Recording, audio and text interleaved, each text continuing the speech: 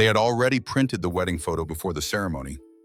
Not the real one, of course, but the staged, pre-decor shots that hung proudly in the entrance hall of the event space. A photo of the Croft family, all lined up under the Montana sky, smiling in pastel tones with the ranch behind them like a movie set. Ryan noticed it immediately. The frame was wide, but he wasn't in it. The space where he had stood during the shoot had been trimmed away, like a branch cut clean off a tree. He didn't ask why. He didn't need to. Ryan Croft had learned a long time ago that being a part of the family didn't mean being seen. He was the eldest child, a gifted architect, a scholarship student who had once redesigned a student dorm using only recycled windows, and also the one who ruined Thanksgiving by hugging a boy in the garage when he was 17. No one ever said it out loud. But after that, the hugs stopped. The invitations got colder. The family newsletter never included his name again. His sister, Emily, had once been his closest friend.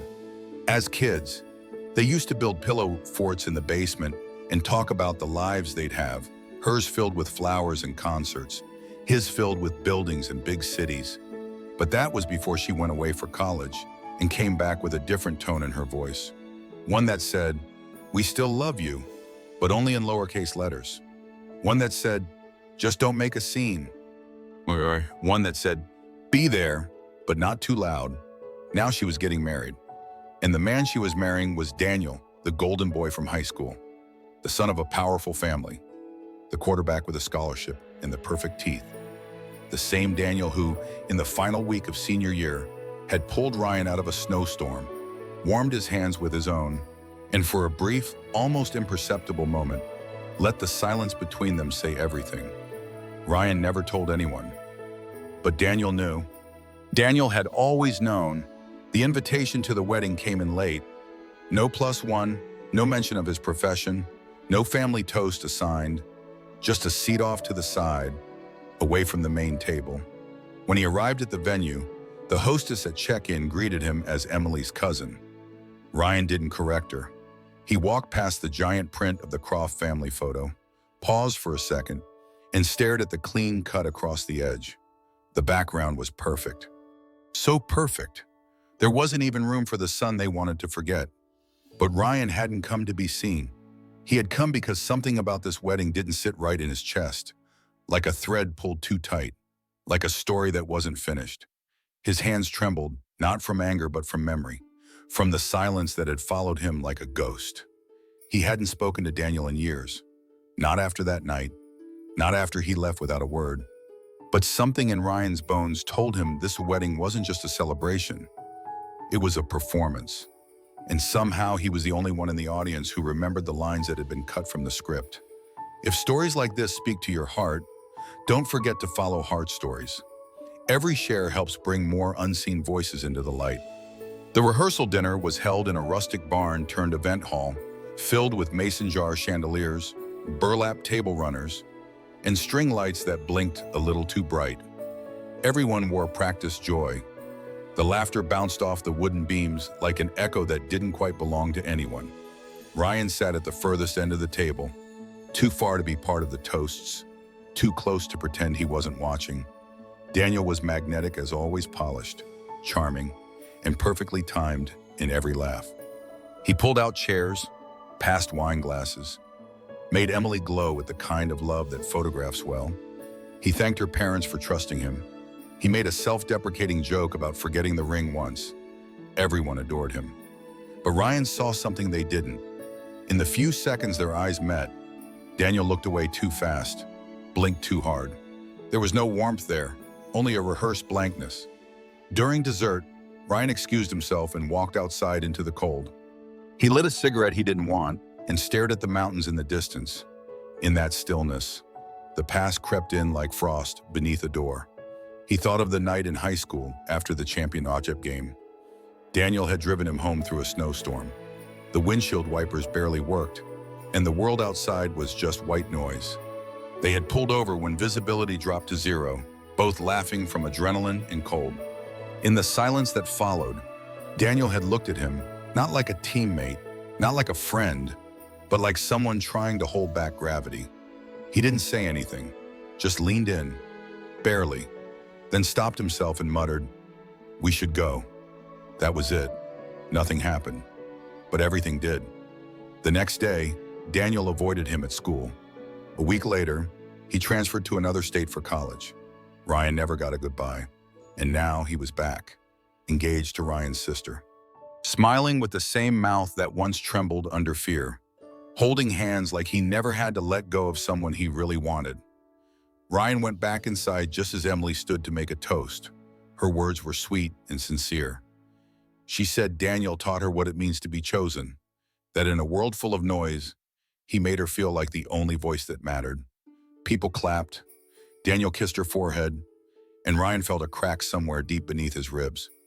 After the dinner, Ryan found himself walking the edge of the property, pretending to take in the scenery. That's when a young woman in catering approached him with a small envelope. No return address, just his name, Ryan Croft. Inside was a single USB stick and a torn piece of lined notebook paper. The handwriting was jagged, rushed. It read, "I'm sorry for disappearing. I wasn't brave, but I did love you." His breath caught, his knees weakened. He looked around, half expecting someone to jump out and say it was a joke, but there was no one. Just the quiet sound of wind brushing through tall grass. Back at his hotel room, he plugged the USB into his laptop, hard hammering. The file was unlabeled, no timestamp. He pressed play. The video began with Daniel sitting on a porch step. He looked younger, maybe early college years. His voice was low, almost whispered. "I don't know who I am when no one's watching. I wish I could stop pretending. I wish I'd said something that night in the car. I wanted to. God, I wanted to." He paused, looked down. Then, but I was scared.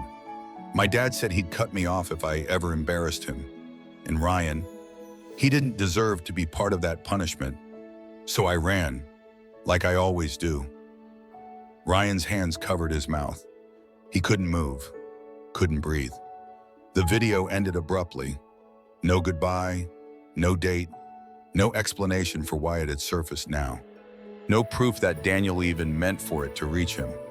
But it was real, that voice, those eyes, they were not acting. That version of Daniel was the boy who disappeared from his own story. Now he was trying to finish the sentence. Or someone was trying to finish it for him. And Ryan was the only one holding the final word.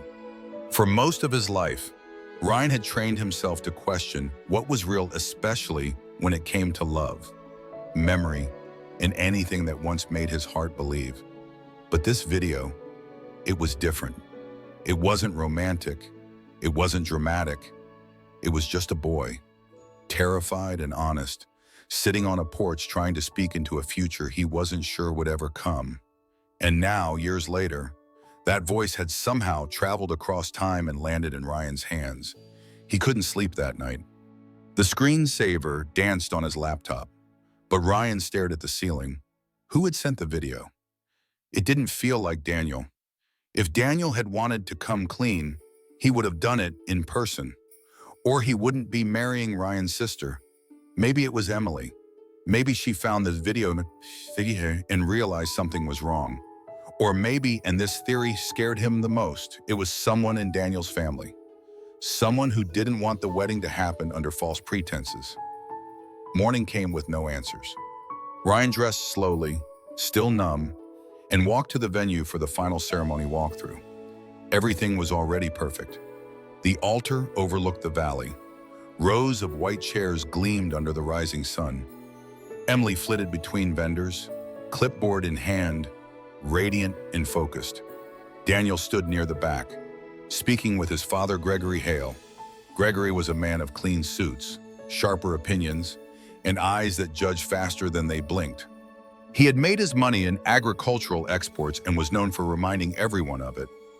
Ryan had never spoken more than 5 words to him. But now, as he stepped past a row of chairs, Gregory turned and looked at him. Not the way most people did. Not with that awkward, fleeting recognition of someone they barely tolerated. He looked straight at Ryan and held the stare. It wasn't friendly, but it wasn't hostile either. Just heavy, measured. Ryan almost stopped walking. But before he could speak or even nod, Gregory looked away and resumed his conversation with Daniel. That stare stayed with Ryan all afternoon. Later, at the family luncheon, Ryan sat alone again. He had grown used to it. Emily had barely said 10 words to him all week. Their conversations were now transactional. Can you help Mom with her shoes, or the florist is late? Can you check the front? Nothing real, nothing like before. So when she finally approached his table, he didn't expect her to sit down. But she did. She didn't smile, didn't ask how he was. She just looked at him, eyes wary, and said, "Are you okay?" Ryan blinked. It was such a simple question, but coming from her now, it sounded like a code. "I'm fine," he said, then hesitated. "Why?" Emily shrugged, almost nervously. "You've been quiet." "You asked me to be." She didn't argue, just looked down at her lap. "I know you and Daniel, have a history." That sentence hit like a slap. She had never acknowledged it, never once, not even when Daniel reappeared in their lives as her boyfriend. Ryan's throat tightened. "I didn't know until after we started dating," she said quickly, as if rushing past blame. "And by then, things were already, I didn't want to complicate it." Ryan didn't respond. He couldn't. Emily stood up, brushed her dress. "Just don't ruin this." "Okay," she said, voice barely above a whisper. "Please." As she walked away before he could answer. That night, back in his hotel, Ryan stared at the USB again. He played the video once more, but this time, he noticed something small. In the background, faint, almost swallowed by wind, was the sound of wind chimes. Not the digital kind, but the real ones. Tin or brass, light and erratic. The same sound that had once haunted the Hale family porch every spring. Ryan remembered it from high school. Gregory Hale had a set of chimes that used to hang outside their lake house. Daniel once said he hated them, said the sound reminded him of being watched.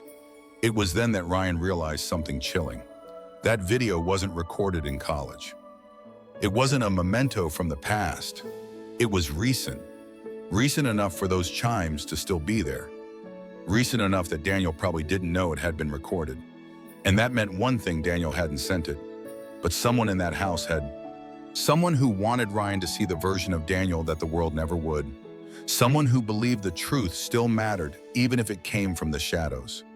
And now, and with the wedding just hours away, Ryan faced a choice: stay silent and protect what was never real, or speak and finally let the truth shake the room that had always refused to hear his name. The wedding day dawned flawless, as if scripted. Light streamed through the pine trees, catching on lace and linen, turning the air golden. Emily wore a champagne dress that shimmered like water. Guests arrived in polished boots and tailored suits, murmuring about the view, the food, the promise of a perfect match. Ryan stood near the back, dressed in charcoal gray, wearing a tie that didn't quite match the color scheme. No one noticed. He wasn't meant to stand out. His name wasn't printed on the program. There was no toast with his initials, no slide in the reception montage, no mention of the older brother in Emily's carefully written Our Story placards placed on each table. He had read them, smiled quietly at the creative editing. Emily met Daniel in the summer of 2018, but Ryan remembered a colder night. One long before the timeline began, one that never made it to print. He hadn't told anyone about the video, not even Emily, not even Daniel. He wasn't sure what he planned to do until the moment arrived. All he knew was that something inside him couldn't let this day go by pretending it wasn't made of silence. During the ceremony, he watched as Daniel repeated his vows, smooth, confident. Nothing in his voice cracked, but Ryan wasn't listening to the words. He was watching the man behind them, the subtle shift of his jaw, the way his left thumb tapped twice against his other hand when nervous, a habit Ryan remembered from school. A tic Daniel had never managed to erase. When the reception began, Ryan took his seat at table 14, the leftover table. It was near the sound booth, beside a group of Emily's college friends and a florist assistant who didn't speak much English. No one made eye contact. It was the kind of table you put people at when you don't want to explain why they're there. Dinner moved quickly. Speeches were read, parents cried, laughter rippled in neat waves. Emily gave a glowing toast to Daniel's strength and loyalty. Daniel thanked her for teaching him how to love. Ryan lifted his glass at the right moments, nodded politely, clapped when expected. Then the MC took the mic. And now we'd like to invite anyone who wants to share a few words. Spontaneous toasts are welcome. Let's keep the love going. A few people chuckled. One of Emily's aunts raised her hand to share a brief memory. Then a pause. Ryan stood. At first, no one noticed. Then a murmur. Then stillness. He didn't take the microphone. He didn't need to. His voice was clear, the kind that doesn't need volume to carry weight. I wasn't planning to speak tonight, he began, because I wasn't really asked to, but I'm here. And since I've been asked to be quiet most of my life, I figure this is as good a time as any to break the pattern. The room shifted. Utensils paused midair. Emily stiffened. Daniel stared at the tablecloth. I'm Ryan, Emily's older brother. Some of you might not know that. That's okay. I've gotten used to being edited out of things.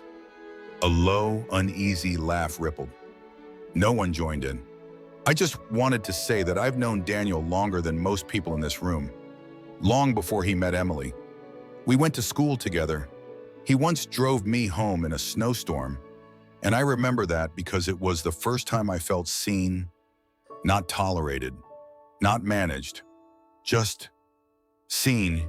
Soon, his voice didn't break, but something in it trembled.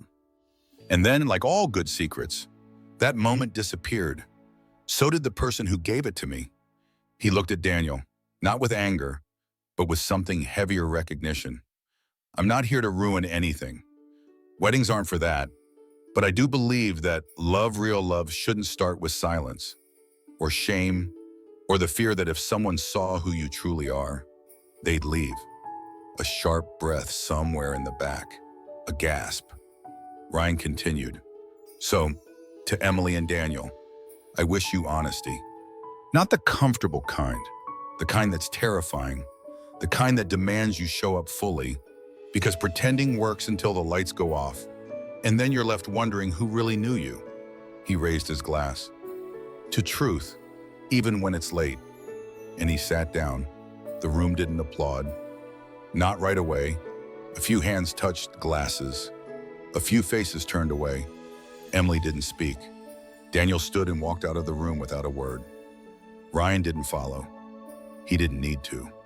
Because someone else had already made the first move. Someone had sent that video. Someone who had lived long enough to see what shame could rot into. Someone who had seen Daniel shrink beneath a name he never chose.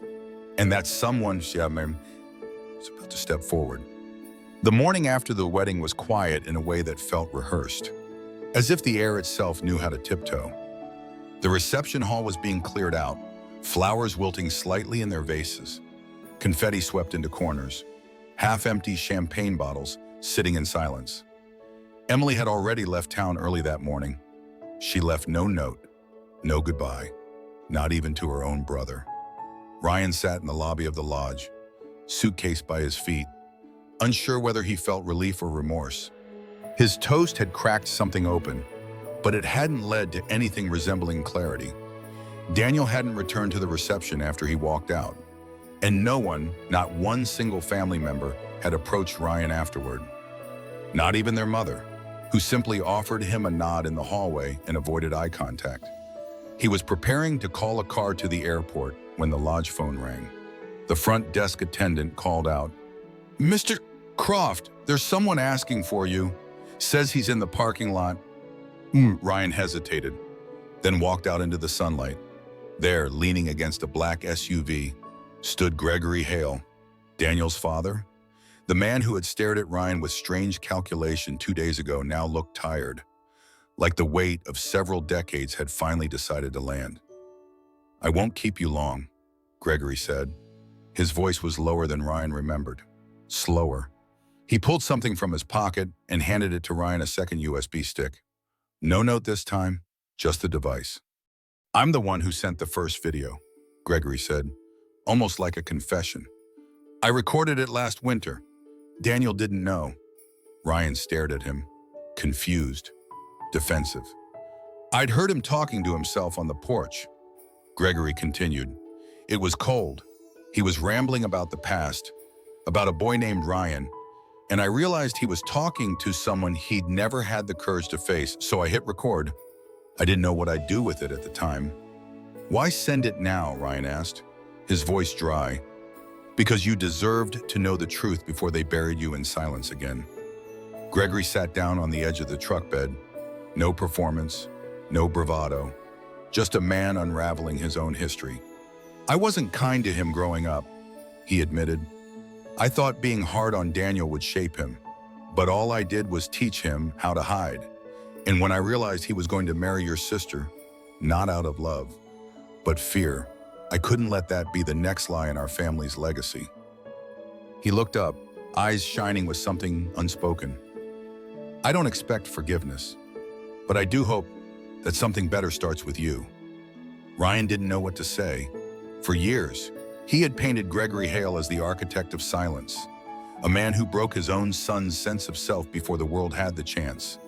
And yet now, here he was, cracking under the weight of a regret, too late to rewrite the past, but maybe not too late to warn the future. Back at the airport, Ryan plugged the second USB into his laptop. This time, there was no video, just audio, a recording of Gregory himself, speaking in a gravelly, restrained voice. I was raised to believe that strength meant shutting up, standing tall, and never asking questions. But my son, he needed someone to ask if he was okay. And I never did. I saw him lose himself 100 times, and I thought, he'll come back when he's ready. But people don't always come back, do they? Sometimes they just fade. There was a long pause. If you're listening to this, Ryan, know that I never saw you as the problem. I just didn't know how to make room for a kind of love I was never taught to understand. But Daniel loved you, I know that now. I saw it in the things he didn't say, the way he tensed when someone mentioned your name, the way he disappeared into himself the year after he left you behind. A chair creaked in the background. Don't let my cowardice be the end of this story. Be louder than we ever were. The file ended, just like that. Ryan sat in the terminal, surrounded by strangers rushing toward gates and coffee counters and announcements. But for the first time in years, he felt still. Not stuck, just still. Like a tree finally standing without bracing against the wind. He didn't know what Daniel would say if they ever met again. He didn't know if Emily would ever forgive him, but maybe that wasn't the point. Maybe the point was that he had spoken, and someone unexpected, imperfect, had finally spoken back. Sometimes, the apology doesn't come from the person who hurt you, but it can still matter. Have you ever received closure from someone you didn't expect? Share your story in the comments below. Your voice might be the one someone else needs to hear. Don't forget to follow Heart Stories for more real, emotional stories that remind us we're not alone in what we carry.